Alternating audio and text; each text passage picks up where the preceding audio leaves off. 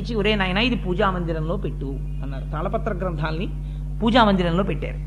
కొంతకాలం అయిపోయిన తర్వాత పోతన గారి కుమారుడు కూడా అనారోగ్యం పాలయ్యాడు, పెద్దవాడైపోయి.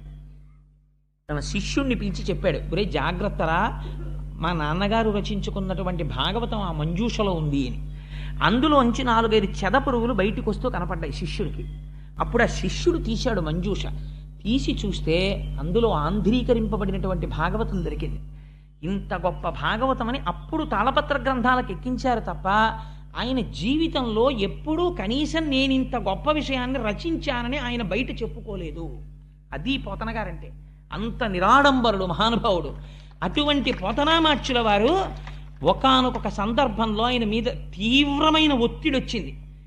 ఈ భాగవతాన్ని నువ్వు కానీ అంకితం ఇస్తే లక్షలు ఇస్తారు, కోట్లు ఇస్తారు, నీకు అర్ధరాజ్యాలు ఇస్తారు, సన్మానాలు చేస్తారు, సత్కారాలు చేస్తారు, రాజులు వెంటబడ్డారు భాగవతం అంకితం ఇమ్మని.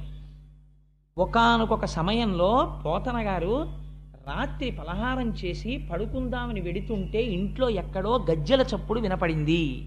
నేను ఒకచోట వ్యాఖ్యానంలో చూశాను. ఏమిటి, ఆ రోజుల్లో మనకిలా కరెంట్ అది లేదు కదా, ఎక్కడో ఒక తైల దీపం వెలుగుతుండేది. ఏమిటి చీకట్లో ఎక్కడో చప్పుడు వినపడుతోందని చూశారు పోతన గారు.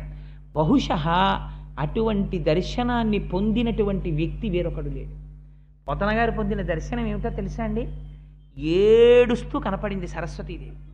వెంటనే లేచి కూర్చుని నమస్కరించి అన్నారు, కాటుక కంటి నీరు చనుకట్టు పయింబడ ఎల ఏక్షదో కైఠబరాజు మర్దనుడి గదిలి కోడలా ఓ మదంబ, నిన్నకటి కున్కునిపోయి అల కర్ణాట కిరాత కీచకులకి అమ్మను త్రిశుద్ధిగా నమ్ము భారతి.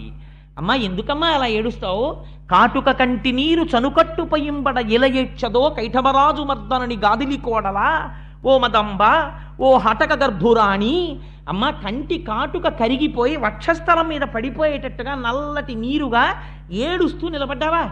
ఈ భాగవతాన్ని పట్టుకెళ్ళి ఎవరికో అంకితం ఇస్తాననుకుంటున్నావా అమ్మా? ఈ మనుజేశ్వరాధములకిచ్చి పురంబులు వాహనంబులను సొమ్ములు కొన్ని పుచ్చుకొని సొక్కి శరీరము బాసి కాలుచే సమ్మెటవాటులంబడక సమ్మతి శ్రీహరికిచ్చే చెప్పే ఈ బొమ్మెరపోతలాజొకడు భాగవతంబు జగద్దితంబుగన్ అని ప్రకటించుకున్నారు. ఈ భాగవతాన్ని ఇంత కష్టపడి రచించి రామచంద్ర ప్రభువు నా చేత రచింపచేస్తే ఈ మనుజేశ్వరాధములకిచ్చి, ఈ రాజులకిచ్చి, వాళ్ళు అధములు, వాళ్ళకేం తెలుసనిస్తాను? భోగభాగ్యాలతో వెర్రికి ఉన్నవాళ్ళు తప్ప వాళ్ళకి భక్తి ఉందా, బూడిదుందా? వాళ్ళకి ఎందుకు ఇవ్వాలి? ఎంత ధైర్యంగా రాశారో చూడండి ఆయన. ఈ మనుజేశ్వరాధములకిచ్చి పురమ్ములు వాహనంబులు సొమ్ములు కొన్ని పుచ్చుకొని ఓ 4 పురాలిస్తాడు. గ్రోకట గామాజ్జనేక గ్రహారములు అడిగిన